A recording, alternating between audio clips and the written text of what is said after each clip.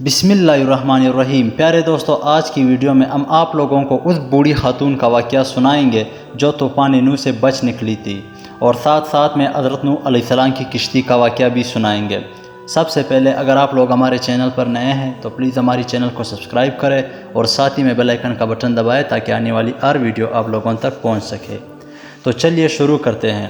دوستو، جب حضرت نوح علیہ السلام کشتی بنا رہے تھے تو ایک بوڑھی خاتون روز اللہ کے نبی یعنی حضرت نوح علیہ السلام کے پاس تشریف لاتی اور کہتی کہ اے اللہ کے نبی، کشتی روانہ ہو گئی؟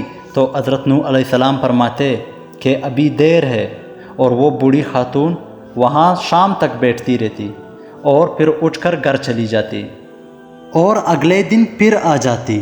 ایک دن حضرت نوح علیہ السلام نے فرمایا کہ جب جانا ہوگا تو تمہیں بتا دیا جائے گا۔ اس دوران عذاب آ گیا، لیکن حضرت نوح علیہ السلام نے اس کو نہ بلایا۔ طوفان نے ہر طرف تباہی مچا دی، اور جو بھی اس کشتی میں موجود تھا بس وہی زندہ رہا۔ جب طوفان تھم گیا تو ایک دن حضرت نوح علیہ السلام کے دل میں محبت اٹھی کہ ایک بار اپنے شہر کو دیکھوں۔ تو جب وہاں سے اپنے شہر کی طرف چلا گیا تو قریب جاتے ہی اس نے دیکھا کہ ایک جھونپڑی میں چراغ جل رہا تھا۔ حضرت نوح علیہ السلام یہ دیکھ کر حیران ہو گئے کہ اتنی سخت طوفان کے بعد بھی ایک گھر بچا ہے جس میں چراغ جل رہا ہے۔ تو آپ نے وہاں آواز لگائی، وہ عورت سامان لے کر آ گئی اور کہا کہ اے اللہ کے نبی، کیا کشتی تیار ہو گئی؟ حضرت نوح علیہ السلام نے حیرت سے دیکھتے ہوئے فرمایا، رکو بڑھیا، کیا تمہیں کچھ بھی پتہ نہیں چلا؟ تو وہ کہنے لگی، اے اللہ کے نبی، کیا پتہ نہیں چلا؟ تو حضرت نوح علیہ السلام نے فرمایا کہ اتنا بڑا سیلاب آیا اور آپ کو کچھ پتہ بھی نہیں چلا؟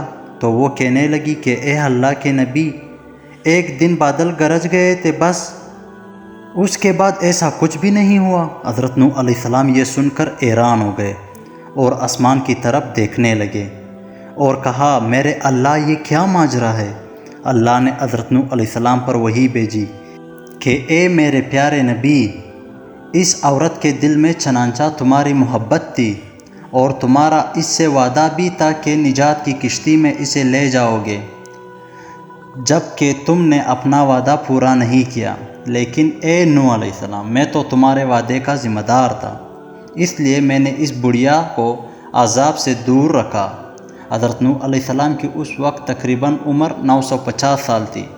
وہ جس جھونپڑی میں رہتے تھے وہ اتنی چھوٹی تھی کہ جب آپ سوتے تو آدھا جسم باہر اور آدھا جسم اندر ہوتا۔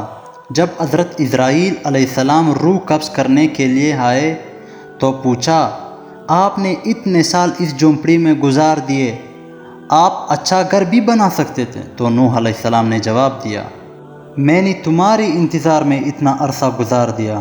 تو اسرائیل علیہ السلام نے کہا کہ ایک وقت ایسا بھی آئے گا جب لوگوں کی عمر 100 سال سے بھی کم ہوگی اور وہ بڑے بڑے محل بنائیں گے۔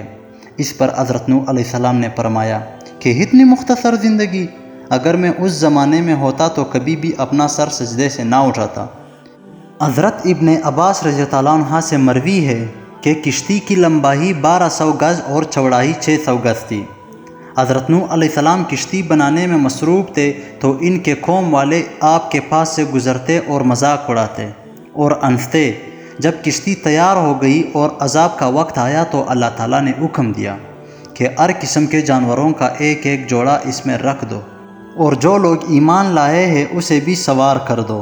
تو حضرت نوح علیہ السلام نے اللہ کے حکم کے مطابق سب کو سوار کر لیا۔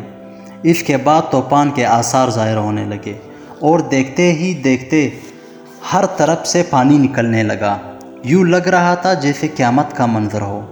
کشتی طوفان کی لہروں پر تیر رہی تھی۔ حضرت نوح علیہ السلام نے اپنے بیٹے کو دیکھا جو ایک اونچی جگہ پر کھڑا تھا۔ تو حضرت نوح علیہ السلام نے کہا، اے بیٹے، ہمارے ساتھ کشتی میں سوار ہو جاؤ اور کافروں کے ساتھ نہ رہو۔ لیکن اس نے کہا، ابا، میری فکر نہ کرو، میں سب سے اونچی پہاڑ پر چڑھ جاؤں گا۔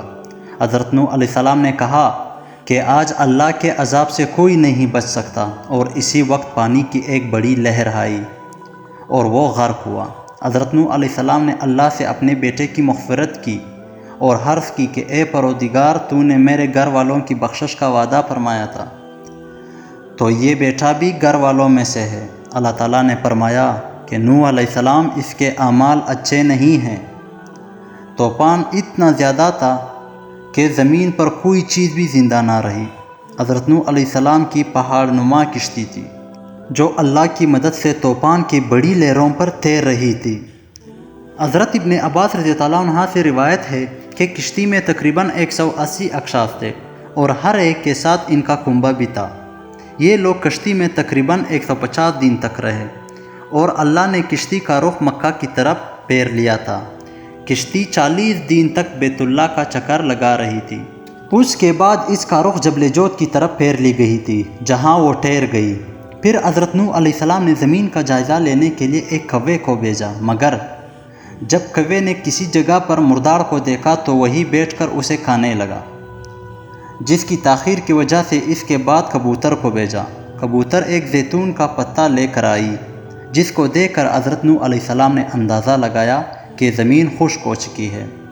حضرت نوح علیہ السلام جو ہی زمین پر اتر آئے تو اس نے ایک بستی تعمیر کی جس کا نام سمانیل رکھا۔ اس دوران 80 زبانیں ہو چکی تھی، یعنی لوگ ایک دوسرے کی زبان نہیں سمجھ پا رہے تھے، تو حضرت نوح علیہ السلام ہر ایک کی ترجمانی فرماتے۔ پیارے دوستو، اللہ سے دعا ہے کہ ہمیں نیک زندگی بسر کرنے کی توفیق عطا فرمائے۔ اللہ حافظ۔